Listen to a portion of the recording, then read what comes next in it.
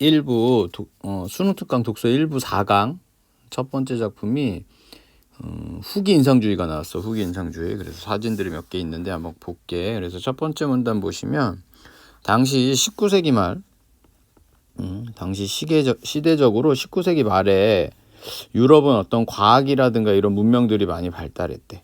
그치? 그러면서 약간 변화가 있었는데 그 미술계에 어떤 변화가 있었는데 그게 이제 후기 인상주의라고 하는 것의 후기.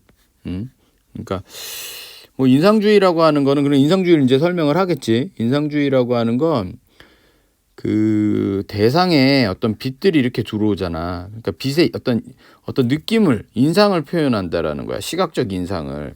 이게 어떤 차이가 있냐면 대상을 그대로 최대한 재현하는 게 그동안의 어떤 미술의 관행이었다라고 하면 이 당시에 이제 사진 같은 게 나오니까 되게 위기감을 느끼는 거야. 사진만큼 그대로 재현하는 거는 쉽지 않거든, 미술이.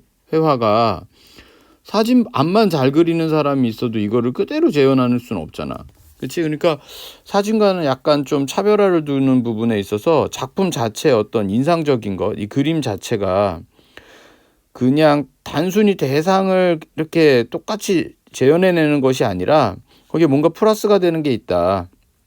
그 플러스 되는 것이 바로 인상. 그치? 그리고 이제 그땐 대상이 빛에 따라서 굉장히 다양하게, 그러니까 대상의 본질은 뭐 빨간색일지 모르지만 사과를 빛에 따라서 다양하게 뭐 보랏빛 사과도 보일 수 있고, 그치? 이렇게 노을진 데서는 노란색 사과로도 보일 수 있고, 이런 식으로 이제 바뀌어 보이는 인상을 표현해내자. 이게 이제 인상파야.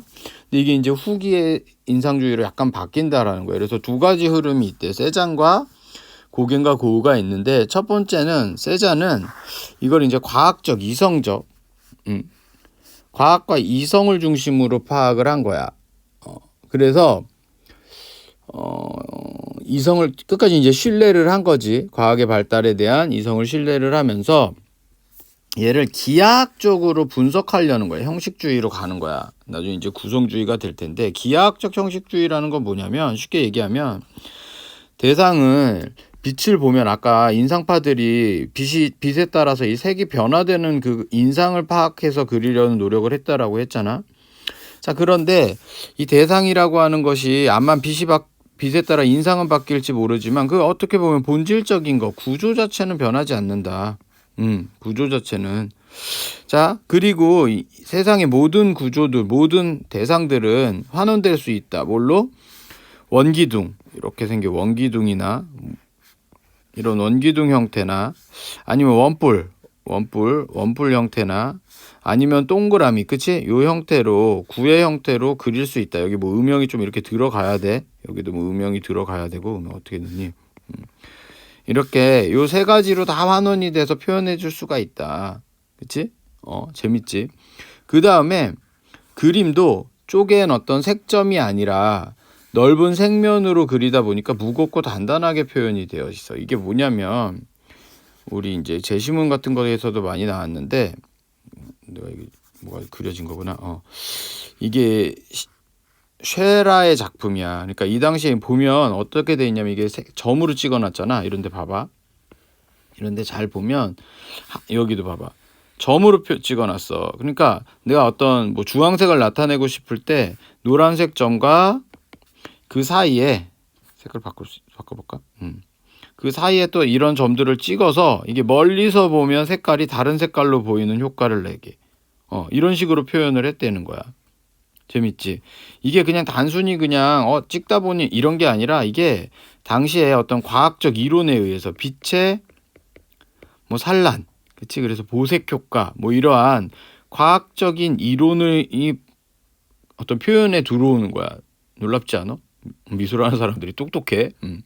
이거를 이제 비교하는 거야. 그거에 비해서 지금 세잔은 요 아주 대표적이고 유명한 작품이야. 지금 니들 설명에 나온, 그치? 뭐 오렌지와 사과와 오렌지가 있는, 그치? 사과 오렌지가 있는 정물 이렇게 되어 있는데 요거야. 그래서 앞에 잠깐 설명했던 게 첫 번째는 뭐냐면 이렇게 원이나 동그라미가 주로 쓰였네. 그치? 여기 뭐 기둥 같은 걸 볼 수 있겠네. 기둥 색깔을 바꿔보자.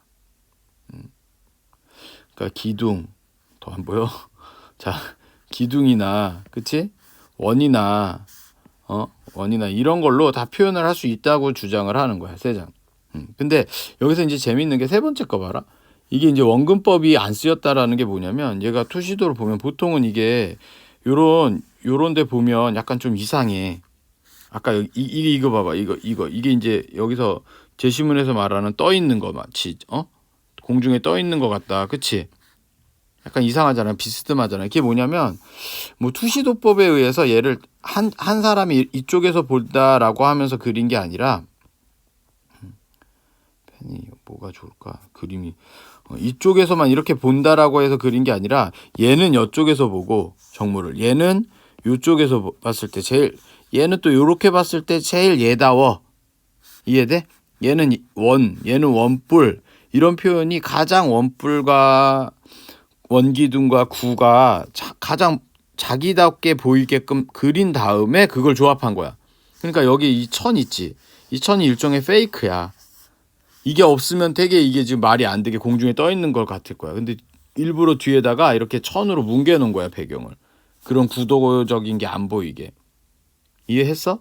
그러니까 어떤 대상을 그러니까 원근법에 의해서 시각을 중심으로 어떤 관찰자를 중심으로 내가 이렇게 보고선 그렸다가 아니라 얘가 이렇게 봤을 때 이 대상들에 대해서 가장 본질적인 형태가 보인다. 그래서 대상을 중심으로 공간을 구성했다. 이게 이 소리야. 굉장히 유명한 그림이라서 좀 봐두면 좋을 거야. 그래서 뒤에 이 천이 그런 역할을 하고 있다. 자, 그 다음에 이거는 세자는 어떤 거냐면 과학적 이성적 어떤 형식주의로 빠져가는 거야. 단순한 인상이 아니라 어떤 구성이나 이런 모습들을 자, 그래서 나중에는 이게 이제 뭐 구성주의 같은 거 나오겠지. 뭐 몬드리안이라든가 이렇게 아주 단순하게 심플하게 표현해 버리는 거야. 이렇게 색감도 막 빼버리고. 이제 고갱이나 고흐로 가면 고흐는 약간 이제 인상주의를 약간 다른 형태로 좀 개선을 해. 그치? 그래서 당시에 물질, 기계 이런 것들이 너무 기교 중심으로 갔다라는 거야. 그치? 그래서 오히려 우리의 정신이라든가 감정 같은 거, 정신이라든가 감정을 표현을 해주는 쪽으로 가야 된다. 그치? 정신과 감정. 자, 그래서 고갱은 요 그림이야, 요 그림. 그치? 이 그림을 보면서 얘기를 하는데 일단 소녀는 소녀 같니? 소녀래. 깜짝이야. 소녀는 기독교. 그치? 기독교를 상징하고 여기 보이지? 얘는 뭐냐면 원시 종교를 상징하는 조각상이래. 그리고 여기 또 원으로 이렇게 딱 잘라갖고 사실은 완전히 분리되어 있는 듯 하지만, 그치? 공통점으로는 어떤 정신적 가치를 갖고 있다는 거야. 그치? 그래서 약간 이런 그림을 통해서 하고 싶었던 얘기가 배워서 하는 것이 아니다. 과학이 아니다. 이성적 산물이 아니라 어떤 느끼는 거다. 미술이라는 게. 그래서 강렬한 색채와 자유로운 형태, 막 묘사도 그렇게 막 세밀하게 하지 않고 약간 뭉개져도 괜찮다는 거야. 느낌적인 느낌을 되게 중시했다는 거예요. 느낌 있어?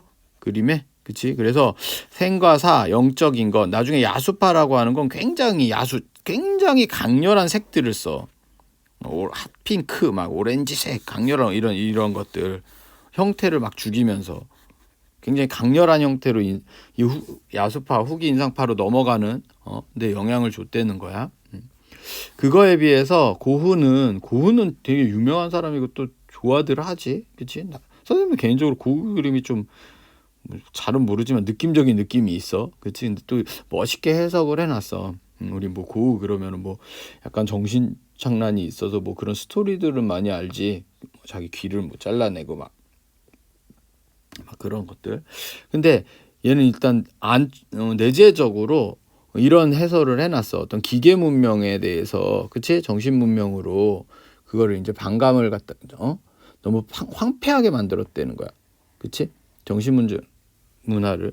그래서 인간이라는 건 결국에 어떤 무한하고 영원한 어떤 것을 추구하고 갈망하는데 사실 인간의 어떤 한계 때문에 이게 이제 제한되는, 그걸 못하는 거지. 그로 인한 어떤 고통, 번뇌, 갈등 같은 게 있다라는 거야. 아주 고흐의 삶은 아주 직접적이었지, 이런 게. 그치? 그래서 이런 것들을 외부 세계를 객관적으로 재현하는 거는 의미가 없다. 똑같이 그리는 건. 오히려 내가 갖고 있는 내가 느끼는 개인의 내면, 감정 이런 것들을 정열적으로 생동감 있게 단순히 뭐 빛의 색깔로 이렇게 보이는 거 묘사하는 정도가 아니라 아주 생동감 있고 정열적으로 표현해 주고 싶다. 내가 갖고 있는 어떤 감정을. 그치? 그러면서 이 그림을 이제 설명을 하고 있어. 제시문에서는. 그치? 그래서 여기서 뭐 옥수수밭과 삼나무 그래갖고 쭉쭉 뻗은 어떤 영적인 것에 대한 하늘에 대한 어떤 그치? 우리의 열망, 갈망 이런 것들을 표현해냈고 그 다음에 뭐 꾸불꾸불한 선들 이런 것들로 고통과 번뇌 이런 선들 이런 것들이 고통, 번뇌 이런 것들 이건 영원한 것, 영적인 것 이런 것들을 추구하는 삶 이런 것들 그치? 그리고 외부 세계의 객관적 재현을 거부하고 이러한 어떤 생동감들을 표현했다. 뭐 그렇대. 그래서 이 제시문 약간 그림들을 좀 봐주면 좋을 것 같고 그 어떤 흐름, 문화 예술사의 흐름. 그래서 예술 파트는 약간 어렵게 나오면 그런 부분이 나와. 그러니까 예술사의 어떤 흐름들 같은 것들을 한번 정리해 갖고 선생님이 다시 한번 얘기는 할 텐데 이 제시문들은 그림에 대한 해석들을 잘 보시면서 봐주시면 조금 도움이 될 거야.